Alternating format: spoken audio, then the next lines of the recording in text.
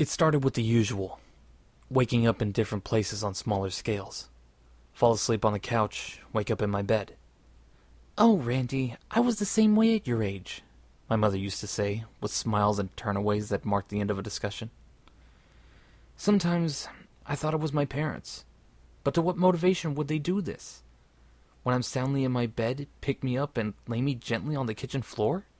No, this was me. It was around when I was 16 that they started to see it. My older sister Anne, 18 at the time, would be dozing by the TV when I'd saunter in and so very purposely sit beside her.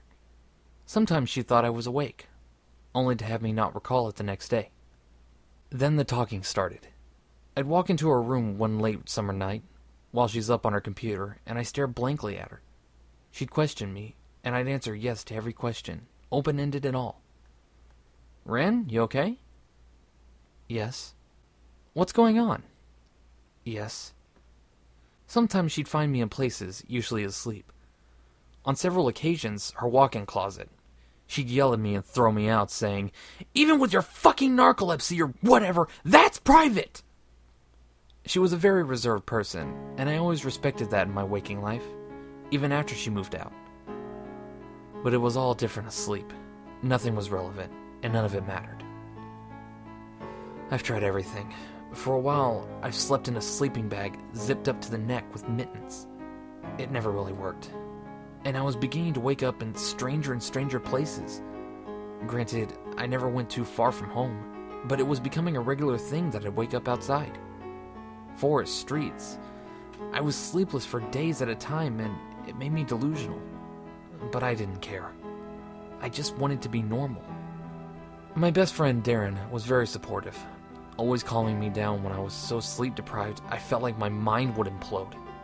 He'd coax me to sleep and promise to watch me, and for the most part, he did. Sometimes I'd wake up to little notes from him, little affirmations like, "Everything will be okay, Darren." I'd find these notes in the cracks and rifts of my home, folded neatly and creased tight, telling me it's okay. Darren and I didn't always get along, though. Sometimes we'd fight and he'd leave. The guy had a lot of problems, maybe some form of manic depression. That's when I'd find the malicious notes, the notes that told me to fuck off and get over myself, which eventually progressed into darker territory. I'd find them around, and it was as if they'd interact with me. "Nobody loves you. All you do is destroy, Darren." "But I try so hard to be good," I'd think to myself. "And every time you try, you fail, Darren." "I'm so sorry," I'd whisper faintly. "Kill yourself, Darren." I should have just stopped hanging out with him, but he was all I had. Then he'd leave me cold.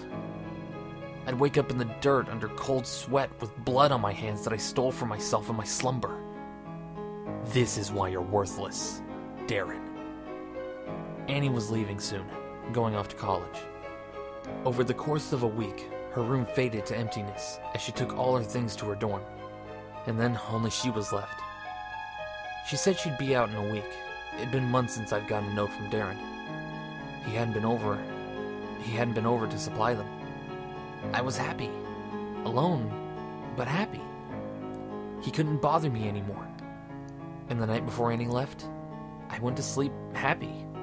I dreamt of beautiful things, waterfalls and meadows, places where everything was in its right place. That time, I woke up midday. No cars in the driveway, nothing too unusual, but my room was distraught. Dents in my wardrobe and a door off its hinges.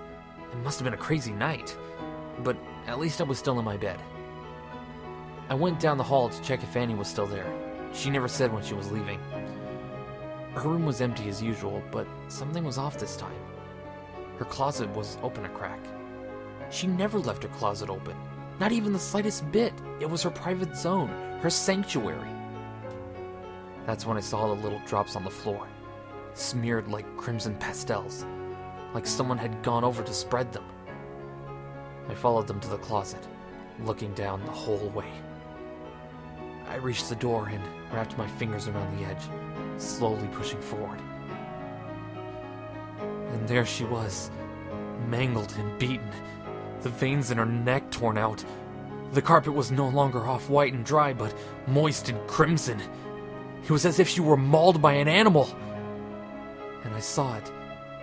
A little note on her chest, folded with the care and precision Darren had always prided himself on. But the signature was different. And then, it hit me, clear as day, like waves of clarity, but still somehow topped with disbelief. It wasn't Darren. It was never Darren. I squeezed my eyes shut as I declared it to myself. I opened my lids as I read the note one last time, glazed eyes and trembling fingers. Everything will be okay. Randy.